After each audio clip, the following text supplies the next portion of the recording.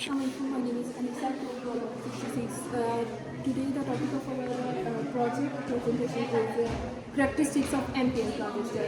And I am from group number 4 and my group members are Amna Shehzadi, Adil Waris, Momina Noor, Iman Nadeem, Amara Rafiq, Aksa Khokar, Amina Sujal, Taiba Shams और Ikra Jam.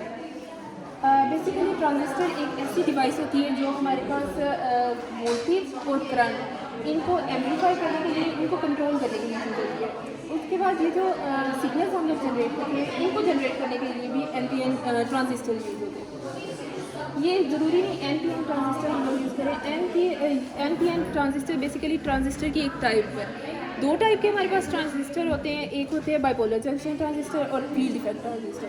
जो bipolar junction transistor होते हैं उनकी आगे दो types होती हैं, एक होता है एनपीएन ट्रांजिस्टर और एक होता है PNP transistor. NPN transistor basically हमारे पास बनता है जब दो पी टाइप जो डायोड होते हैं वो सैंडविच होते हैं एन टाइप सेमीकंडक्टर, और जो पीएनपी ट्रांजिस्टर होते हैं उसमें दो एन टाइप जो होते हैं वो सैंडविच होते हैं दो पी टाइप के होते हैं।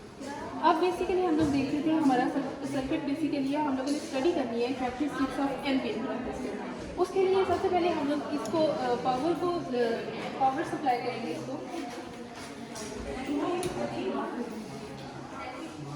सबसे पहले हम लोग क्या करेंगे, ये बेसिकली एक एमीटर और वोल्ट मीटर इनपुट सर्किट को शो कर रहा है और ये एमीटर और वोल्ट मीटर आउटपुट को शो कर रहा है। इसमें अब हम लोग कैसे बताएंगे कि ये हमारे पास एनपीएन है। अगर ये ऊपर ना लिखा होता तो हम लोग कैसे बताते कि ये एनपीएन है या पीएनपी है। अब ये जो एरो है इससे हम लोग शो करवाते हैं कि ये एनपीएन है या पीएनपी है।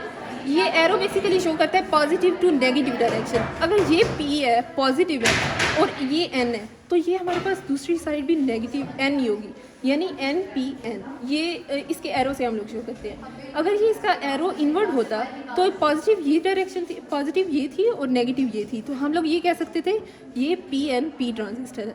तो हमारे पास ये वाला जो ट्रांजिस्टर है ये एन पी एन ट्रांजिस्टर है।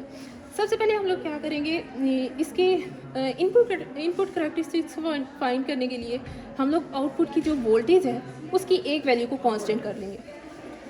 जैसे मैंने फर्स्ट इसकी वैल्यू कांस्टेंट की है 2.5।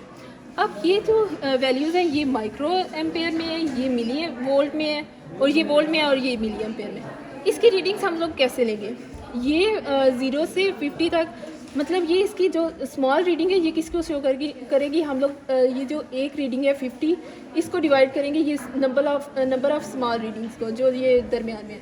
दरमियान में हमारे पास 5 रीडिंग्स हैं, इनको डिवाइड जब करेंगे ये एक रीडिंग जो है हमारे पास 10 को शो करेगी, यानी 50 डिवाइडेड बाई 5 करेंगे तो 10 होगा। उसके बाद ये जो है ये भी इसमें भी 5 रीडिंग्स हैं और ये एक रीडिंग जो है 0.025 है। अब इसको देखने के लिए 5 से जब डिवाइड करेंगे तो हमारे पास 0.05 आएगा।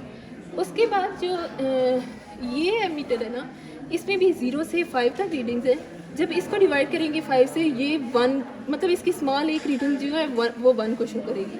उसके बाद ये जो ये वाला वोल्ट मीटर है ये 0 से 2.5 तक एक रीडिंग है और इसके दरमियान जो स्मॉल रीडिंग्स हैं वो भी 5 है। इसको जब डिवाइड करेंगे 5 से तो ये हमारे पास एक रीडिंग शो होगी 0.5।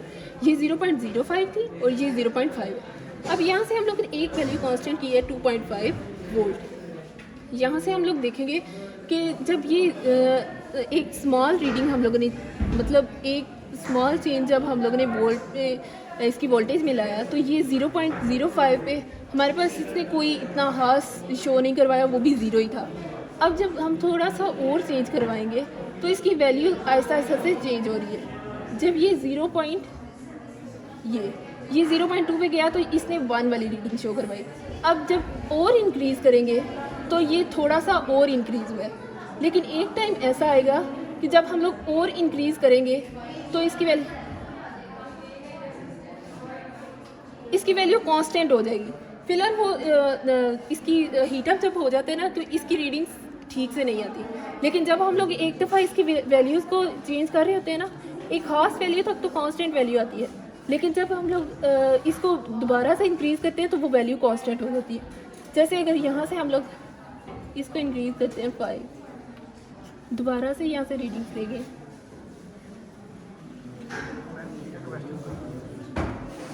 ये फिर से 5 होती है। तो फिर से ये इसकी रीडिंग। अपने ट्रांजिस्टर की वर्किंग के बारे में थोड़ा सा हमें बता दें। ट्रांजिस्टर बेसिकली हमारे पास एक सेमीकंडक्टर डायोड होता है, जैसे कि ये इसकी डायग्राम है, ये इसकी डायग्राम है। ये NPN ट्रांजिस्टर है। सबसे पहले हमारे पास एमीटर होता है, दरमियान में हमारे पास बेस होती है और उसके बाद ये कलेक्टर होता है। जो एमीटर होता है उसकी डोपिंग जो होती है ना वो सबसे हाई होती है, लेकिन उसका साइज़ जो होता है वो मॉडरेट होता है। लेकिन जो बेस होती है ना उसका साइज़ स्मॉल होता है और उसकी डोपिंग भी ऐसा स्मॉल क्यों होती होता है। है? इसका साइज़ क्यों स्मॉल है, इसकी डोपिंग क्यों कम है? मैम ये जो एमीटर होता है ना बेस होती है, ये मीठी होती है और ये ग्राउंडेड होती है। मतलब यहाँ पे ये जो कॉमन है ना ये बेस है और इसमें साइज़ स्मॉल होता है और इसमें इलेक्ट्रॉन्स जो है ना बहुत कम आके इसके साथ कंबाइन होते हैं और बहुत थोड़े इलेक्ट्रॉन्स जो है वो मतलब वो जो ज़्यादातर इलेक्ट्रॉन्स होते हैं कुछ तो यहाँ से मूव कर जाते हैं और ये आई भी करंट ज़्यादा इसमें से ज़्यादा पास होके तो फिर आई सी करंट को यूज़ करते हैं। अच्छा, मैं ये बता दूं कि वोल्ट मीटर को सर्किट में किस तरह लगाते हैं? वोल्ट मीटर, अच्छा पहले जो एमीटर बेस जंक्शन होता है ना आपका वहाँ पे वोल्ट मीटर यूज़ हो रहा है वो आप बताएं कि वोल्ट मीटर को सर्किट में कैसे लगाते हैं? सीरीज में लगाते हैं, पैरेलल किस तरह से लगाते हैं? अच्छा, वोल्ट मीटर क्या मेजर करने के लिए यूज़ किया जाता है? वोल्टेज को मेजर करते हैं जो और जो एमीटर है आपका यहाँ पे जो आपने मीटर लगाया हुआ है इसका क्या काम है?